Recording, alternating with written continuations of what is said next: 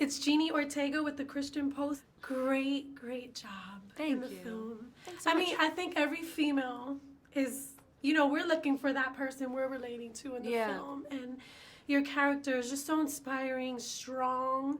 You have your own goals and ambitions, but still you're a support. And I think that's beautiful. That was well, like, depicted in the film. I think sometimes the world tries to depict one or the other. You can't be both. Yeah. Talk to us a little bit about that and just taking on that role. Yeah, that's so important to me. I feel like so often as women, we go into movies and we see women that do not reflect us in any way, that just feel like a cipher, especially in the context of sports movies and a film that is centered around a male lead. And that was really important for me to just buck convention in that way. And I feel really lucky that I get to work with collaborators who also happen to be men, but are responsive to that and receptive to that. And Stephen Capel Jr. and I, the director, talked so much about that this go-round, that we wanted to, you know, continue in the tradition of what we established in the first Creed and even go deeper and further and let her occupy more space in this narrative. So I feel so lucky because I love to play her. She's so fun. Yeah, awesome.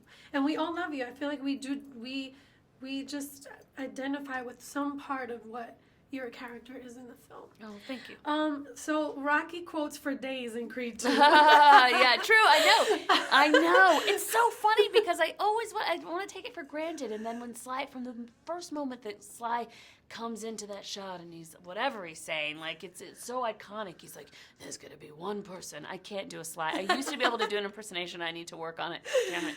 I need to brush up. But yeah, it's like that essential Rocky quote, man. We all need a Rocky in our corner for like all of life. I need somebody just rooting me on. I know. The times that we're in are crazy. You know, just watching the news before I got here, you know, depressed and crying, like literally crying just with everything that's happening.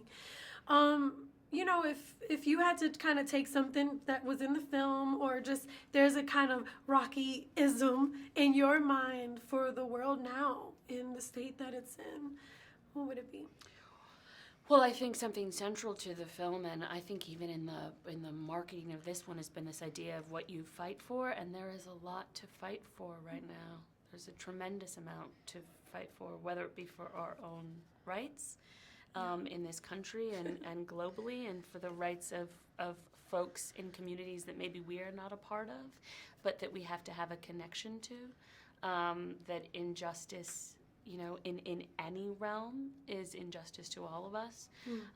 So I think that idea of fighting, and I know, as you were saying, that you read the news and it can feel really harrowing and depressing, but also inside of it, there are so many victories every single day. I mean, just what has happened in this nation recently with the amount of women and women of color that are in positions of power. I don't know, I feel incredibly hopeful. I think when the pendulum swings in a negative space, it swings right back again into a positive space. And I think a lot of that has to do with people staying engaged, active, and fighting.